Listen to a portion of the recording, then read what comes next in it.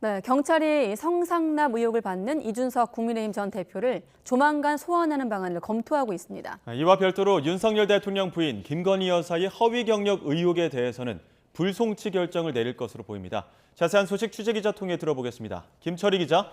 네, 사회일부입니다. 네, 검토하고 있다. 자, 이준석 전 대표가 곧 경찰에 소환된다는 얘기가 꾸준하게 흘러나오고 있는데 어디까지 확인됐습니까? 네, 아직은 소환을 하는 것이 맞는지 그리고 시기가 언제인지 모두 확실하게 정해지지 않았습니다. 김광호 서울경찰청장은 오늘 기자들을 만나 이준석 국민의힘 전 대표 소환을 검토하고 있다는 원론적 입장만 내놨습니다. 경찰은 이 전 대표에게 성접대를 했다고 주장해온 핵심 참고인 김성진 아이카이스트 대표에 대해 지난 18일 마지막 6차 조사를 끝냈습니다. 이후 사실관계 확인과 법리 검토를 진행하고 있는데 결과에 따라 이 전 대표 소환 여부도 결정할 방침입니다. 문제는 공소시효입니다.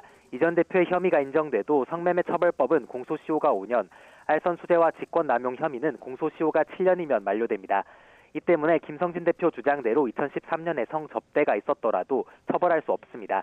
김 대표 측은 수법이 비슷한 범죄를 하나의 범죄로 간주하는 포괄일죄를 적용하면 된다고도 주장해 왔는데요.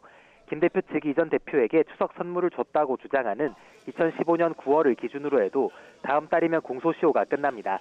이와 관련해 김 청장은 공소시효 전까지 결론 내겠다고 거듭 밝힌 만큼 이러면 다음 달 초 이 전 대표를 불러 조사할 가능성이 커 보입니다. 다만 김 청장은 서면 조사 가능성에 대해서도 예단하지 않겠다고 밝혀 이 전 대표를 부르지 않고 사건을 마무리할 가능성도 있습니다. 네, 김건희 여사 허위 경력 의혹에 대해서는 불송치 결정이 내려질 것 같다고요? 네, 초오늘쯤 경찰이 김건희 여사의 허위 경력 의혹 관련 수사 결론을 내놓을 것으로 점쳐졌는데요. 법리 검토가 끝나지 않아 마무리까지는 조금 더 시간이 걸릴 것으로 보입니다. 김광호 서울청장은 기자간담회에서 허위 기재 부분에 대해 실무진 차원의 확인 작업이 남아있다며 곧 결론이 날 것으로 전망했습니다. 다만 김건희 여사 사건도 대부분 공소시효가 만료돼 경찰은 조만간 불송치 결정을 내릴 것으로 보입니다.